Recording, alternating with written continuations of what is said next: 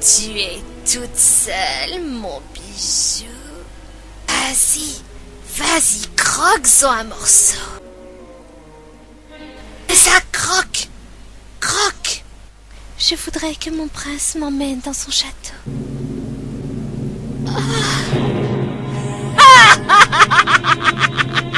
Ça y est, je suis la plus belle sur Terre.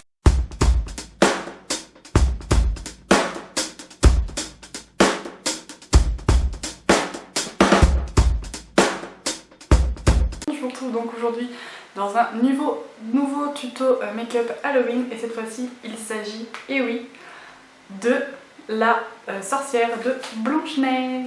J'avais envie cette fois-ci de vous faire un look un peu plus effrayant mais qui restait encore correct et super facile à réaliser. C'est juste un jeu d'ombre avec de la poudre et c'est vraiment très simple à réaliser et très rapide, et surtout vous avez tout de suite un look très bien. J'ai rajouté un chapeau avec 2-3 cheveux bruns et une petite robe que vous avez vue juste avant et c'est parfait. Donc je vous laisse cette fois-ci avec le tuto make-up, j'espère qu'il vous plaira et je vous retrouve la prochaine fois pour également un nouveau tuto make-up Halloween qui sera cette fois-ci plus effrayant. Bye! Donc pour commencer, je vais venir appliquer du fond de teint sur l'ensemble de mon visage, histoire d'unifier un petit peu tout ça. Vous n'êtes pas obligé de camoufler vos cernes puisque comme vous le verrez par la suite, elles peuvent être très utiles.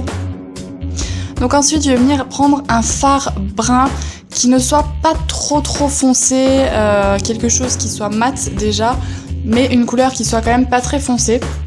Donc ensuite vous allez prendre un pinceau applicateur, un pinceau assez fin comme celui que j'utilise, et vous allez tout simplement venir marquer les zones du visage qui se marquent au fur et à mesure des années, donc au niveau donc du dessus des sourcils, entre les sourcils aussi, en fait tout ce qui va révéler beaucoup des rides d'expression. On va également venir marquer le creux de paupière puisqu'en général les paupières tombent lorsque l'on vieillit.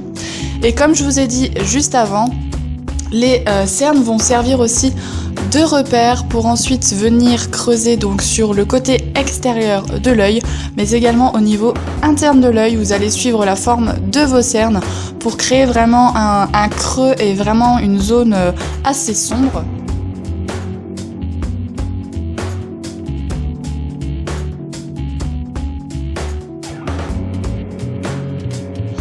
Vous faites ça pour les deux yeux, si c'est pas très marqué c'est pas important puisque par la suite nous repasserons avec une autre couleur.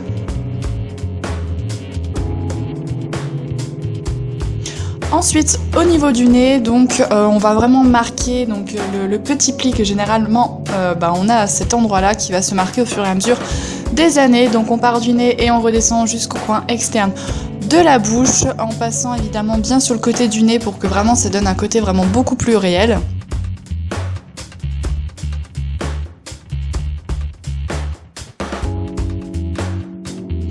On va également venir marquer le petit pli qu'on a sous le menton et également créer au niveau du menton deux plis qui la sorcière notamment de Blanche-Neige a beaucoup à cet endroit-là. Et ensuite on va venir creuser un peu plus les joues puisqu'elle a quand même des joues assez creusées, donc vous mettez du fard brun, vous estompez pas le fait qu'il ne faut pas forcément que ça soit flouté pour ce maquillage là.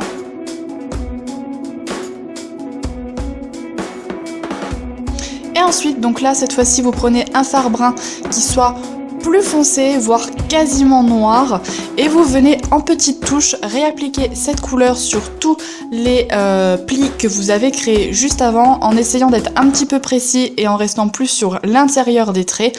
Ça va donner une impression de dimension, ça va donner vraiment encore plus de relief aux plis que vous avez créés, ça va faire vraiment beaucoup plus naturel. Ce maquillage là c'est vraiment un jeu d'ombre et de lumière, donc il faut vraiment prendre son temps puisque c'est principalement la seule étape qu'il y a dans ce maquillage là. C'est facile, rapide et ça donne un côté vraiment hyper réel.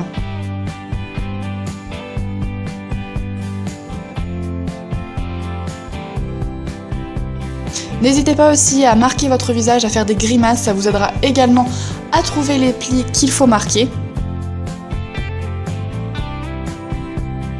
Vous n'hésitez pas à revenir aux endroits que vous ne trouvez pas assez marqués. Moi c'est ce que j'ai fait après vers la fin, donc à ce moment-là. Vous venez également au niveau du cou sur le côté de l'œsophage pour marquer un petit peu. Mais de toute façon, on reviendra par la suite sur le cou, donc là c'est vraiment très vite fait. Et ensuite vous prenez un fard blanc crème, quelque chose qui soit quand même mat évidemment, mais qui va venir créer une lumière au niveau, donc juste en dessous des plis pour créer vraiment une impression de dimension.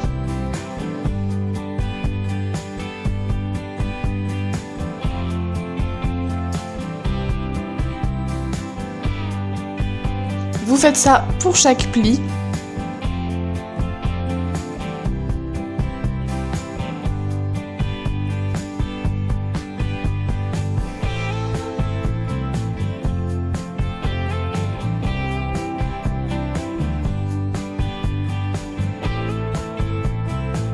Ensuite, vous prenez un crayon gras qui soit blanc et vous appliquez ça juste dessous votre œil, vraiment grossièrement. Ça va vraiment donner une impression de lumière et juste après nous allons marquer une ombre, ce qui va vraiment donner cette impression de paupières et de poche sous les yeux que la sorcière elle a beaucoup. Donc vous prenez votre pinceau avec du brun et vous appliquez ça juste au ras de la limite du blanc que vous venez de mettre et vous allez voir tout de suite ça fait beaucoup plus réel. Ensuite avec un crayon noir, moi j'ai pris un tout petit crayon noir, vous venez faire vos sourcils, pour ça il n'y a rien de plus simple, il vous suffit pour avoir un repère de froncer les sourcils et de suivre cette forme là, puisque c'est exactement la forme de sourcil qu'a la méchante sorcière de Blanche-Neige. Et ensuite vous prenez un gros crayon noir gras et vous remplissez tout simplement la marque que vous venez de faire. Tout de suite, il y a un côté beaucoup plus réel et un côté beaucoup plus effrayant. Ensuite, vous mettez du fond de teint sur vos lèvres, puisqu'en général, la pigmentation des lèvres s'atténue au fur et à mesure des années, et on le voit bien sur la sorcière. Puis vous venez mettre du brun vraiment sur l'intérieur de vos lèvres, pour vraiment créer une zone plus foncée, pour montrer qu'on a des lèvres beaucoup plus petites. Ensuite, j'ai pris du latex et j'en ai mis sur ma narine puisque je vais venir coller ma fausse verrue qui en réalité est juste un bout de mouchoir avec du fond de teint dessus puisque de toute façon par-dessus nous allons remettre du fard brun pour vraiment donner un effet verru comme la sorcière elle l'a. Et avec le latex ça colle vraiment très bien parce que moi j'ai eu du mal à l'enlever. Et donc voilà, avec le costume, ce que ça donne. Donc vous revenez au niveau du cou. Alors là, j'ai eu un peu de mal parce que j'avais du mal à me rendre compte vraiment ce que les rides au niveau du cou pouvaient donner. Du coup, j'ai fait plus ou moins aléatoirement. Donc vous en faites plus ou moins par-ci, par-là des traits. Vraiment histoire de donner une impression de peau un peu plus ridée. Mais au niveau du cou, c'est plus difficile à faire que sur le visage. Donc voilà le look les filles. Viens prendre cette pomme, mon enfant.